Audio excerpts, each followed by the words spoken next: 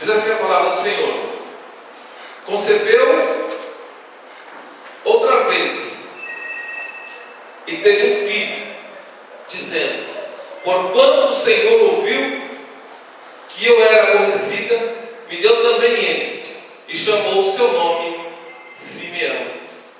Diga: Simeão. Simeão. Simeão significa ouvir ou ouvindo, audição. O que significa isso? A segunda tribo de Israel, filho de Jacó, Simeão, porque a mãe dele orou e o Senhor ouviu. A primeira lição que nós temos aqui: mãe, ore pelo teu filho. Mãe, ore pelo teu filho. Ore pelo teu marido. Ore pela tua família. Porque, irmãos, a mulher, eu costumo falar isso aqui, parece que Deus, quando a mulher está orando, Deus para ouvir de uma maneira diferente. Tem homens de oração? Com certeza tem. Mas a mulher, eu creio que de forma geral, em média, Deus, no culto de domingo eu falei sobre a linha de montagem. Eu acho que Deus colocou a mulher um pouco mais na fé, sabe? Colocou, dar uma reguladinha na fé, colocou um pouquinho mais na mulher. Por isso que a Bíblia diz que a mulher sabe edifica o lar. Porque a mulher, ela é um parâmetro muito importante para Deus na família. Então eu quero que você entenda em nome de Jesus isso. Deus, Ele ouve a tua oração, mas você tem que orar. Se você não orar, Ele não vai agir. Você tem que orar e colocar a tua fé em prática. Não é ser apenas um evangélico, um religioso. Você tem que ter fé. Satanás, ele quer paralisar a tua fé. Como ele paralisa a tua fé? Paralisando a tua oração, paralisando o teu jejum, paralisando o teu louvor. Ah, eu não vou na igreja hoje porque eu vou fazer outras coisas. Paralisando aquilo onde você sabe que Deus vai operar. E não foi diferente com Léia. Léia, ela orou pedindo a Deus: Deus, eu quero mais um filho. E Deus ouviu a voz dela. E eu quero que você faça uma experiência com teu Deus. Comece a orar, comece a falar com Deus. E eu tenho certeza que eu estou falando, Deus já ouviu a tua voz. O teu filho pode estar em várias situações, irmão. Pode acontecer tudo. Para Deus nada é impossível. Você pode encontrar o teu filho em várias situações. Você pode estar passando por dificuldades. Mas se você começar a clamar, começar a orar, Deus vai ouvir a tua oração. Conforme ela ouviu a oração, Deus ouviu a oração de Léia. E a tua vida financeira da mesma maneira. O teu marido sai para trabalhar, tem irmãs que não trabalham. Às vezes a vida financeira não está caminhando bem. Não é para você brigar, não é para você reclamar, não é para você murmurar, é para você orar. Se você quer vitória, ore. Deus, Ele tem o melhor para você. E você vai aprender isso agora, em nome de Jesus. A vida financeira, ela funciona como? Tudo que a Bíblia diz que tudo que você planta, você colhe. Então, a primeira coisa, você precisa ser um dizimista. E você precisa ser ofertante na casa do Senhor.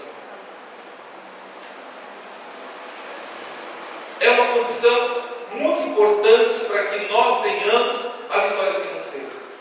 Eu não estou falando que você vai ficar milionário, vai ficar rico. Eu não estou falando para você vender o que você tem e dar para a igreja. Eu não estou falando isso. Eu estou falando para você cumprir os mandamentos do Senhor.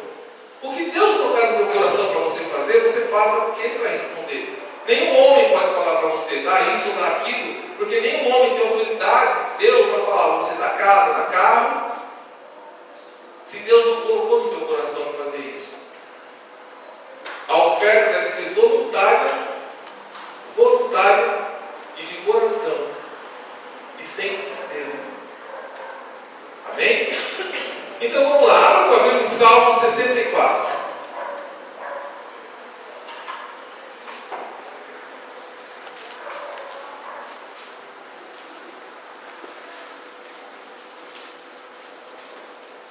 Salmo 64, nós vamos ler do versículo 1 em diante. Não se esqueça, a cada 4 tribos você vai fazer uma oferta ao Senhor. A cada 4 tribos que nós pregarmos aqui, você vai fazer uma oferta ao Senhor. E mais para frente eu vou falar para você como é que funciona isso. Ouve, ó Deus, a minha voz na minha oração. Livra a minha vida do horror do inimigo. Esconde-me do secreto conselho dos maus e do tumulto dos que praticam a iniquidade, os quais afiaram a sua língua como espadas e armaram por suas flechas palavras amargas, para de lugares ocultos atirarem sobre o que é reto. Disparam sobre ele repentinamente, não temem. Firmam-se em mau intérrito. Falam de armar laços secretamente e dizem: quem nos será? Fazem indagações maliciosas, inquirem tudo o que se pode inquirir, até o íntimo de cada um e o profundo do coração. Mas Deus disparará sobre eles uma seta, e de repente ficarão feridos. Assim, eles farão com que a sua língua se volte contra si mesmos. Todos aqueles que os virem fugirão. E todos os homens temerão e anunciarão a obra de Deus e considerarão prudentemente os seus feitos. O justo se alegrará no Senhor e confiará nele, e todos os retos de coração se regozijarão. Irmãos, Davi, esse é o salmo de Davi. Ele falou para Deus: Deus, ouve, ó Deus, a minha voz na minha oração.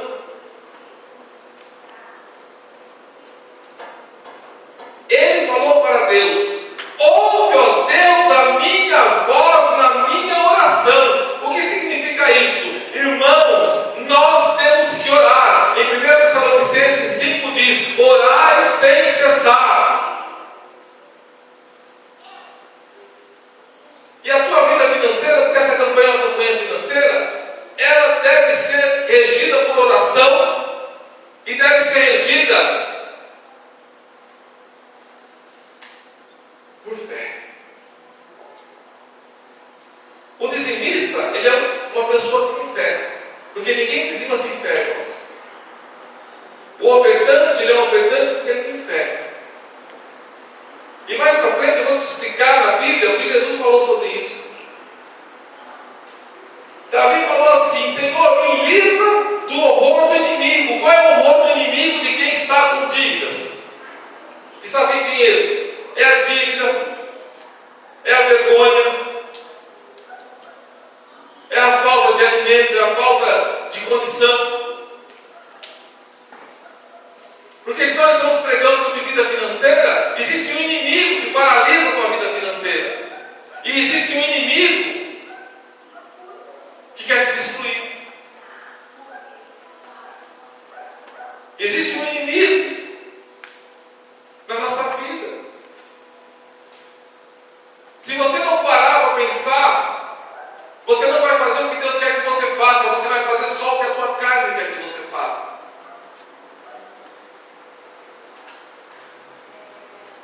A fé, irmãos,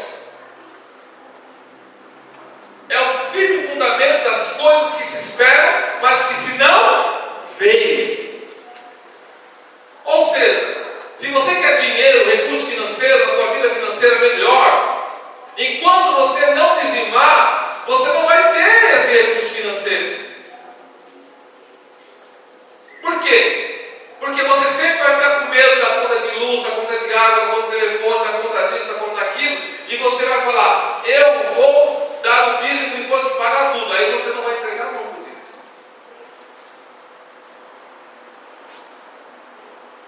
É fé.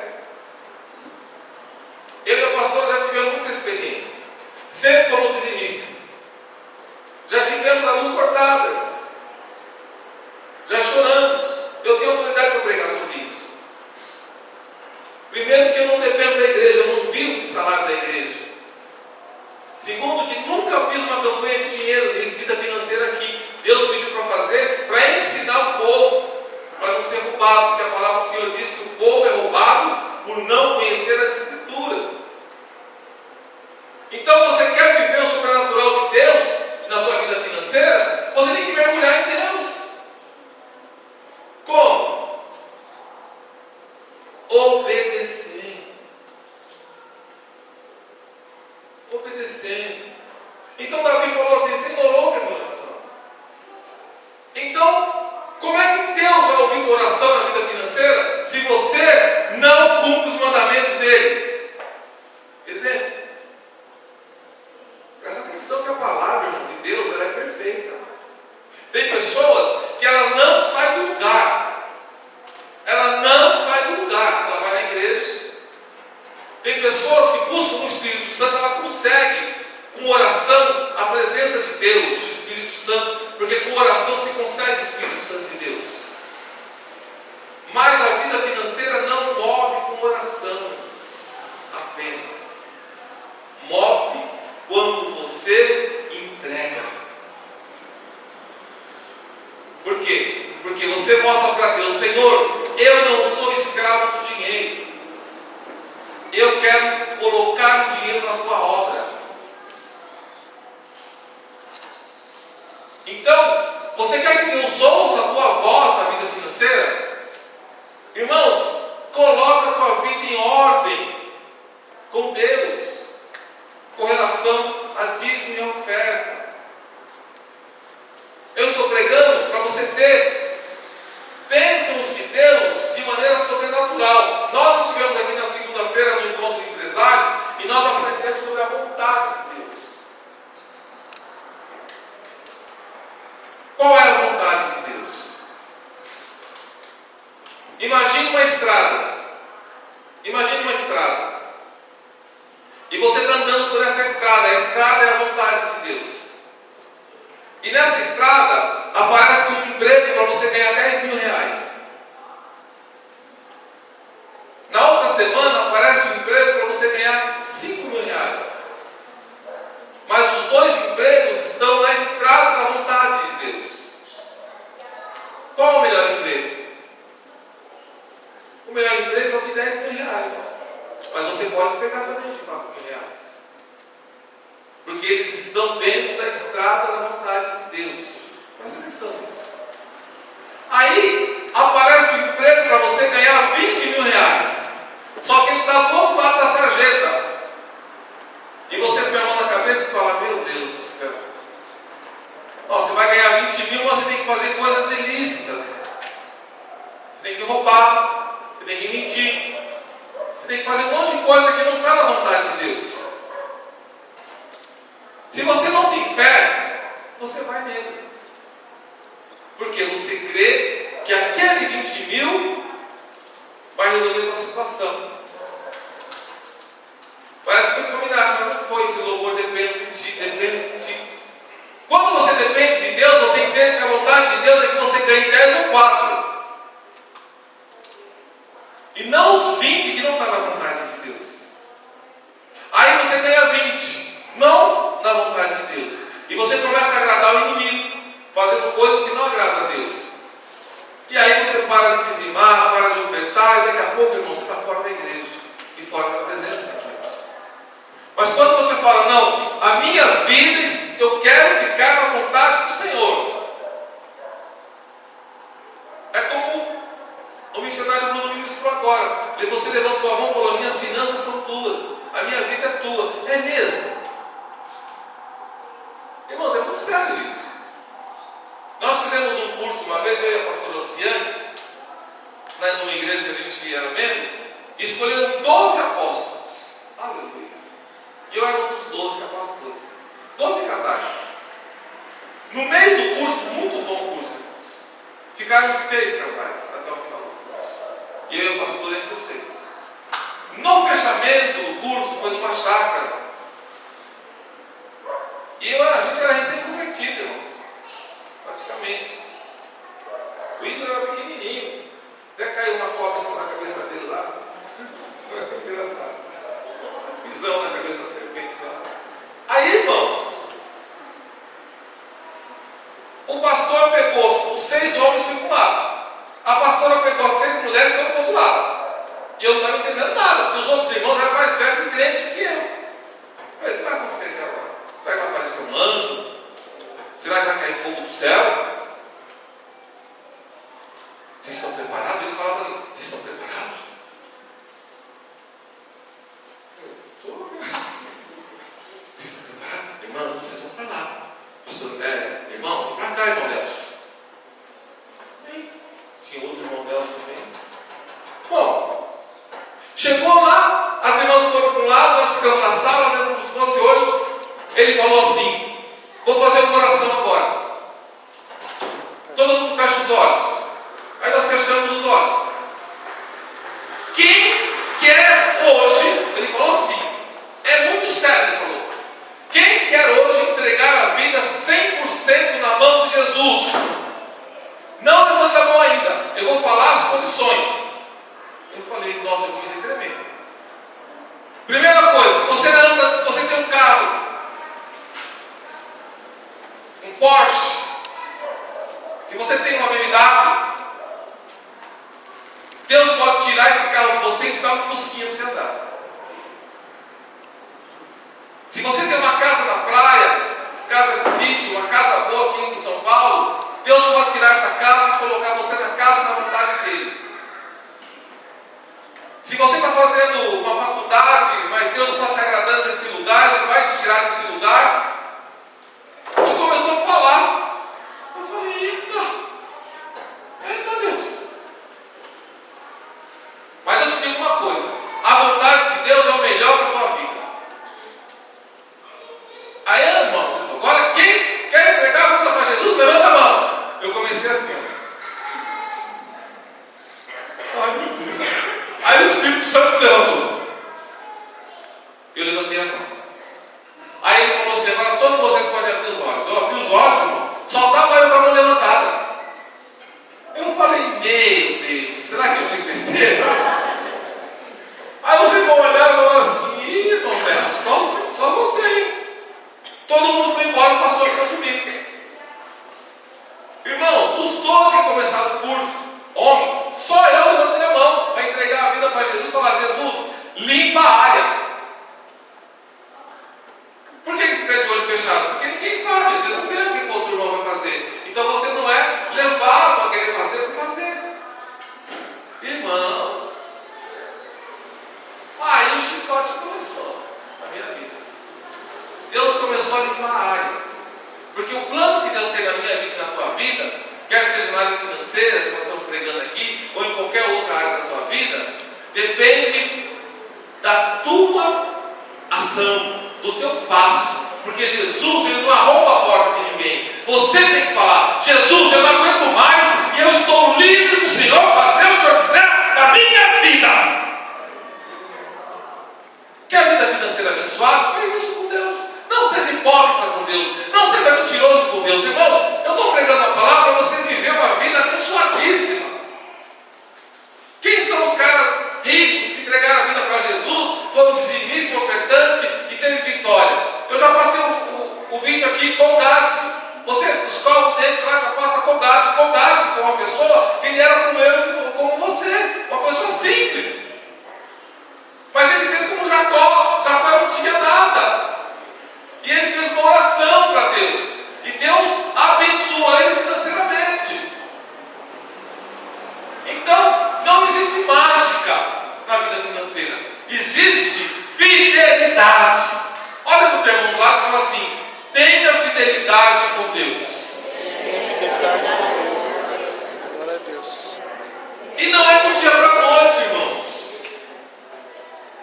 A tua vida financeira abençoada não é do dia para a noite. A tua vida financeira abençoada é passo a passo. É com calma. Vou seguir aqui, rapidamente.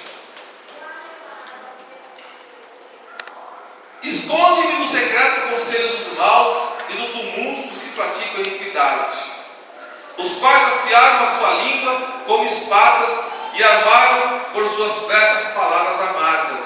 Talvez você tenha palavras amargas na tua vida, de vizinho, de familiar, de família que fala isso daí não sai do lugar, não consegue nada.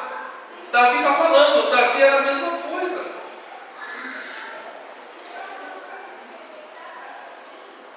Para de lugares ocultos atirarem sobre o que é reto.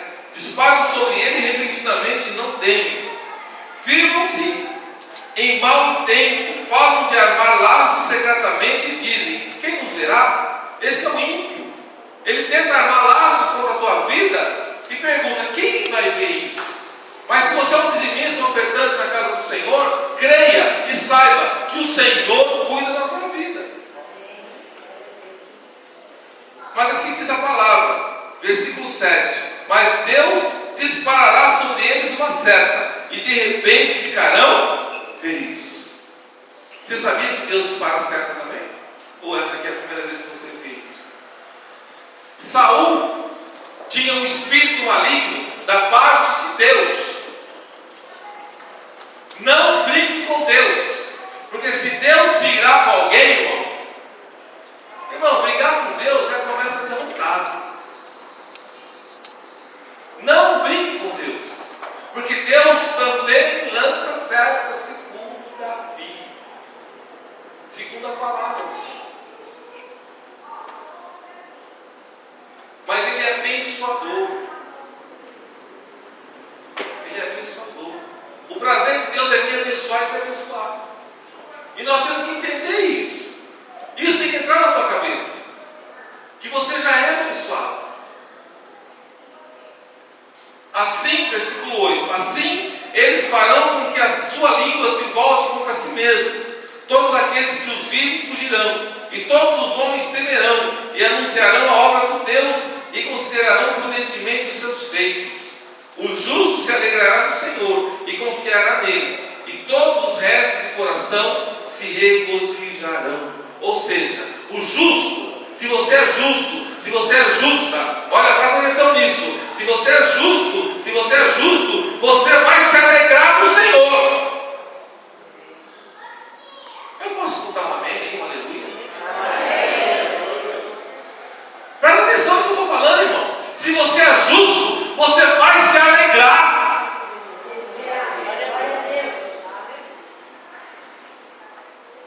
E os retos de coração vão se regozijar. O que significa isso? Acabei de orar pelo missionário Bruno. Por quê? O meu desejo é que ele seja abençoado. Se ele é justo, o Senhor vai alegrar ele. E se eu sou reto de coração na minha oração, eu vou me regozijar com a vitória dele. É isso que Deus gosta. Não um ficar desejando a derrota do outro.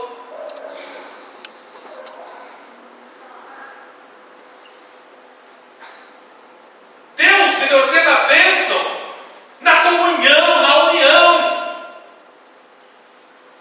A vitória do Souza é a minha vitória. A vitória do pastor Marcos é a minha vitória.